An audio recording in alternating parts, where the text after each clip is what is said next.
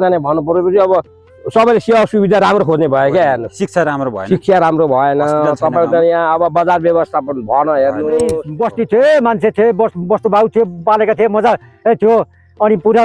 कोही हिँडेका थिएनन् हैन कोही छैन मान्छेहरू अहिले कोही विदेश जाने कोही काठमाडौँ जाने कोही खाडी मुलुकमा जाने कोही नमस्ते म सन्तोष कटवाल हाम्रो सुनकोशी नौमा किन यति धेरै बसाइसराईको क्रम चाहिँ अझै पनि बढ्दो छ आज मात्र एकजना आदरणीय दाइ सुब्बा खत्री बसाइ सरेर जानुभएछ आज म यहाँको स्थानीयसँग चाहिँ यहाँबाट विशेष बसाइ सर्नुको कारणहरू बुझ्छु खेती किसानको विषयमा बुझ्छु भिडियो लास्टसम्म हेर्नु होला 60-65 तिर चाहिँ यहाँको बस्ती कस्तो थियो भन 60-65 मा बस्ती धेरै राम्रो थियो भन्छ यहाँ गाउँ चहलपहल इष्टमित्र साथीभाइ गाउँलेहरू सबै थिए होइन अहिले घरहरू पुरा आउने जाने बस्ने खाने घर बनाउने रमाइलो तालले घर बनाएर बसेका थिए होइन बस्ती बाक्लो थियो बस्ती बाक्लो थियो अहिले तर बस्ती बाक्लो भएर के गरे गाउँमा कोही छैन मान्छेहरू अहिले कोही विदेश जाने कोही काठमाडौँ जाने कोही खाडी मुलुकमा जाने कोही अमेरिका अस्ट्रेलिया यस्तै भएर दुनियाँ कोही पढाइ लेखाइमा जाने काठमाडौँ सरकारले पनि अलिकति हेरविचार गरिदिनु यदि भयो भने यो गाउँ छोडेर जाने देश विदेश गएका कुनै खाडी मुलुकमा गएका यिनीहरूलाई सरकारले पनि रोजगार गाउँमै दिने यदि हो भने र बाटो आएको छ रोड आएको छ तर रोजगार पाएको छैन उही रोड आयो बालिन शाह प्रधानमन्त्री हुनुहुन्छ आउनुभयो उहाँसँग केही आशा राख्नु भएको छ यहाँ उहाँले केही गर्नुहुन्छ भन्ने कुरो चाहिँ हामीलाई धेरै आशा छ अहिले ओखलढुङ्गा जिल्ला सुनकोशी गाउँपालिका 9 देखिएको बस्ती हो त्यार्से यहाँको पनि कहानी उस्तै छ 15-20 वर्ष अगाडि भने हामीलाई नै थाहा हुँदा धेरै चहल पहल भएको गाउँ हो यो धेरै हुनुहुन्थ्यो यहाँको मान्छे छुट्टै थियो यहाँको रमाइलो आज भने दिनको दिन सुनसान हुँदै गएको छ आज जस्तो आजभन्दा 15-20 वर्ष अगाडि चाहिँ यहाँ कस्तो थियो यो चित्तटारदेखि तर त्यार्सेसम्म चाहिँ के यो 15-20 वर्ष अगाडि चाहिँ पुरै बस्ती थिए मान्छे थिए बस्तु बाउ थिए पालेका थिए मजा थियो अनि पुरा कोही हिँडेका थिएनन् गाउँको पुरै चलबल थियो केही पर्दा पनि मान्छे ग्रुपमा मान्छे हुन्थ्यो अहिले हेर त एउटा लास्ट फोरो भनेदेखि मान्छे छैनन् छोरा छोरी छन् जति यहाँबाट बसेर सरेर उहाँ काठमाडौँतिर राम्रो शिक्षा अथवा राम्रो सुविधाको लागि जानुभएको छ उहाँहरूलाई चाहिँ हामीले यहीँ सरकारलाई हामीले के भन्छ भने यहीँनिर चाहिँ दिनु पर्यो रोजगार दिनु पर्यो होइन शिक्षा दिनु पर्यो राम्रोसँगले होइन हस्पिटल राम्रो हुनु पर्यो राम्रो हुनु पर्यो हो त्यही भन्नुहुन्छ काका है यो देखिएको घर भने आज मात्रै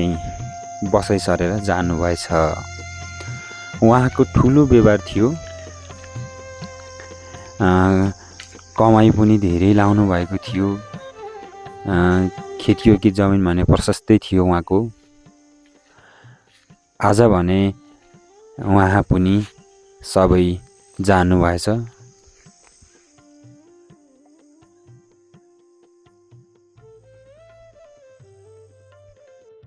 मामा यहाँ धेरै यो हाम्रो गाउँमा चाहिँ बसाइ सराई धेरै भएको छ यो के कारण हो र मामा यसको विषयमा केही भनिदिनुहुन्छ अब नानी छोराछोरी पढाउनको उद्देश्यले अब ती नानी बच्चा बच्ची लिएर हिँडे हजुर त्यसको साथसाथै अब चाहिँ घरमा चाहिँ सिर्फ आमा बाउ भन्दा भन त्यो दुईजना हुने आमा बाउ बिचरा एकजना हुन्छ एक्लै होइन यो कारण चाहिँ के होला मामा गाउँमा नबस्नुको यो गाउँमा नबस्नुको कारण चाहिँ तपाईँको चाहिँ भन्नु पर्यो अब सबैले सेवा सुविधा राम्रो खोज्ने भयो क्या हेर्नु शिक्षा राम्रो भएन तपाईँको त यहाँ अब बजार व्यवस्थापन भएन हेर्नुहोस् 500 रुपियाँ भाडा तिरेर आउँदा 1000 रुपियाँ भाडा तिरेर ओखलढुङ्गा अथवा रामपुर लानुपर्छ अनि त्यो भाडैमा खतम हुन्छ अनि आउँदाखेरि त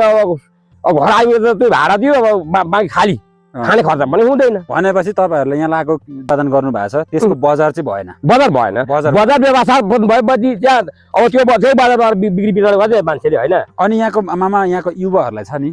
कहीँ चाहिँ रोजगारी दिने हो भने